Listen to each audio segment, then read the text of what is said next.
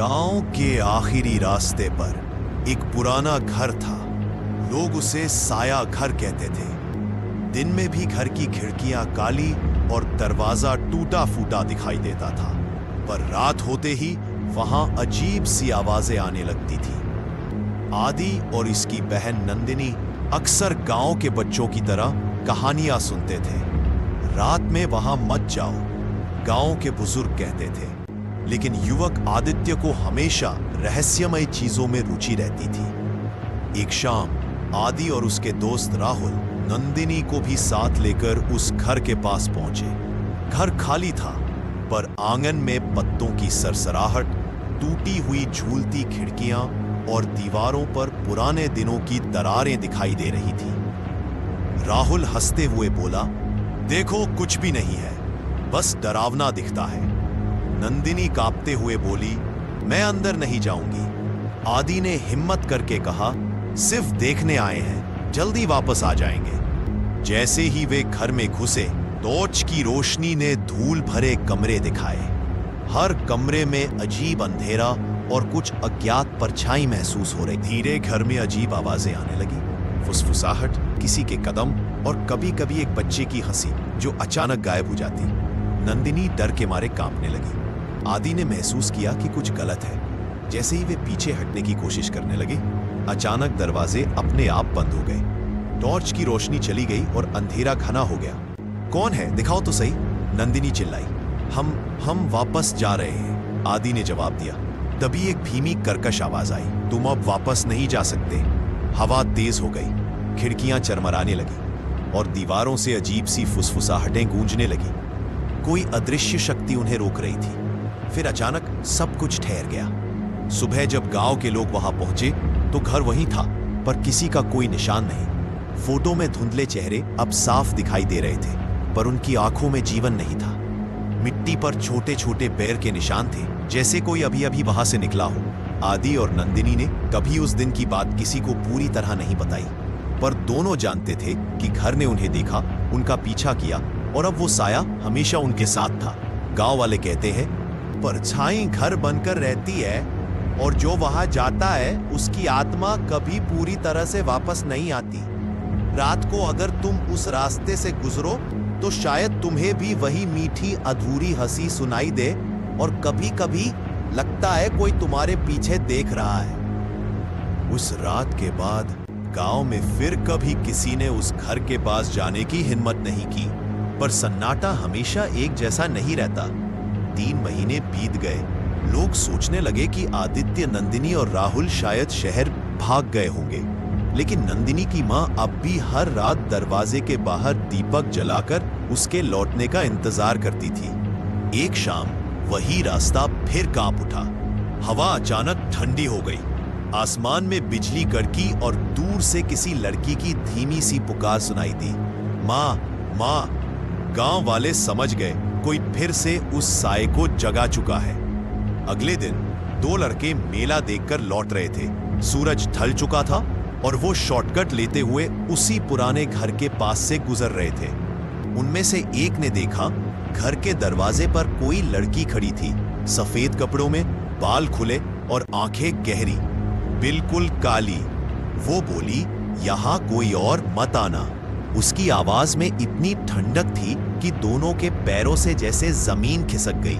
अगली सुबह गांव के तालाब के पास उन्हीं लड़कों की चप्पलें और एक पुराना टॉर्च मिला, शरीर नहीं। कुछ दिन बाद एक तांत्रिक गांव पहुंचा।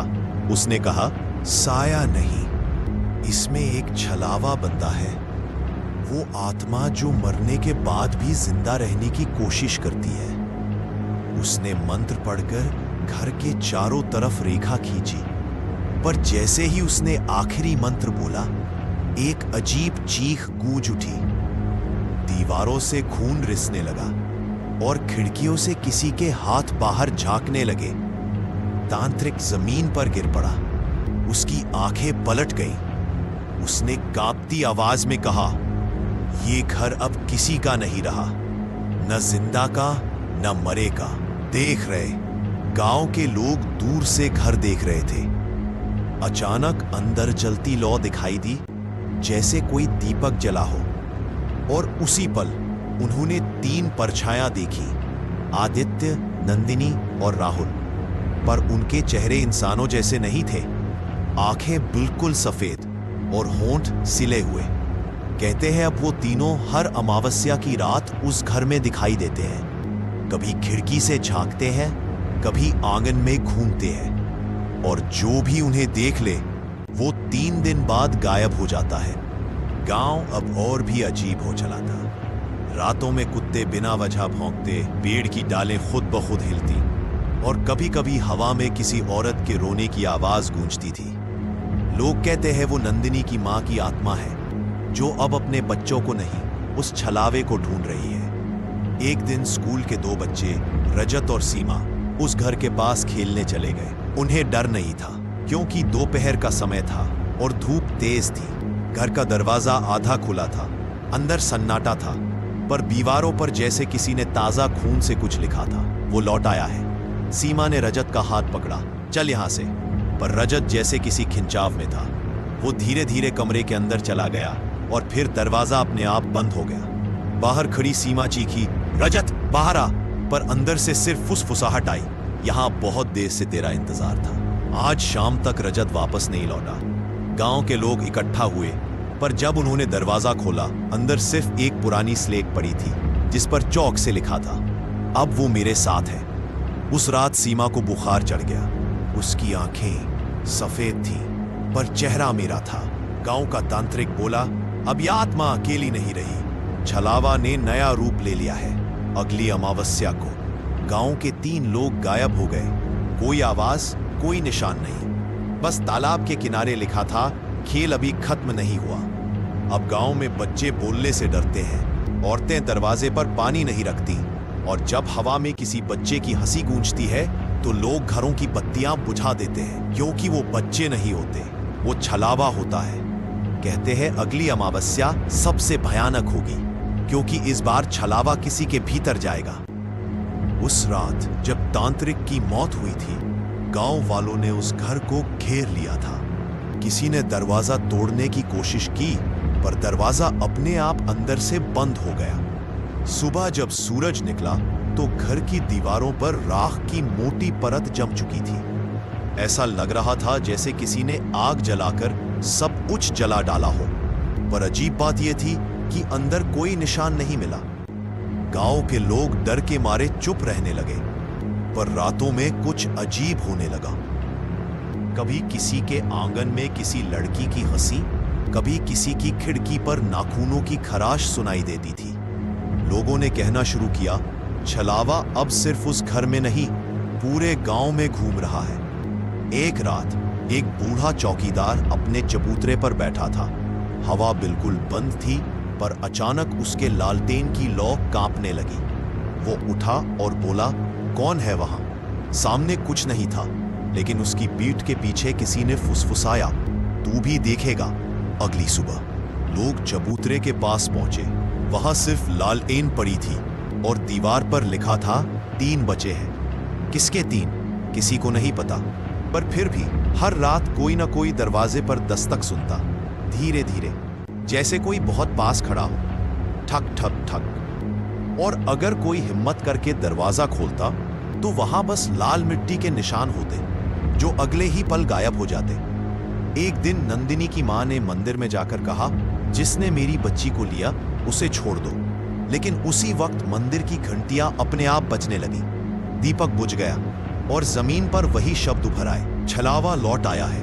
अब कहा जाता है हर अमावस्या से पहले वाली रात जब कुत्ते अचानक रोने लगे और पेड़ों से पत्ते बिना हवा के झरने लगे, तो समझ लो कहीं ना कहीं छलावा किसी नए शिकार की तलाश में है।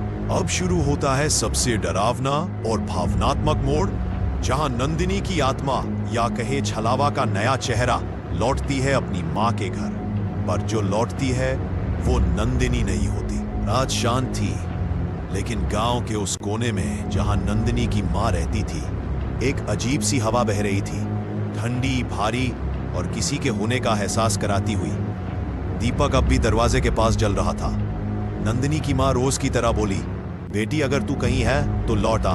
उसने जैसे ही ये कहा, दीपक की लौ हिली और हवा में किसी लड़की की धीमी सिसकी गूंज उठी। माँ, दरवाजा खोलो, मैं लौट आई हूं। वो आवाज बिल्कुल नंदिनी जैसी थी। उसका दिल धड़कने लगा। उसने कांपते हाथों से दरवाजा खोला और सामने नंदिनी खड़ी थी। सफेद कपड़े, खुले बाल और गले में वही चांदी का लॉकेट जो उसने बचपन में दिया था। मां की आंखों से आंसू गिरने लगे। बेटी, तू जिंदा है? नंदिनी मुस्कुराई, पर उसकी मुस्कान में कुछ अजीब था। उसकी आंखें पूरी काली थी। वो धीरे धीरे बोली, मैं तो हमेशा यही थी मां, तुम्हारे आसपास। और फिर उसने मां का हाथ पकड़ा। उंगलियां बर्फ जैसी ठंडी थी। अगली सुबह पड़ोसियों ने देखा कि नंदिनी की मां के घर का दरवाजा खुला है। अंदर दीपक अब भी जल रहा था, पर नंदिनी की मां कहीं नहीं थी। बस दीवार पर किसी ने खून से लिखा था, अब वो अकेली नहीं रही। उसके बाद गांव में कुछ बदल गया। लोग कहते थे रात में किसी औरत को देखा गया जो कंधे पर लाल दुपट्टा डाले गली गली घूमती थी और हर दरवाजे पर रुककर फुसफुसाती थी, अपनों को मत भूलो, लौट आओ।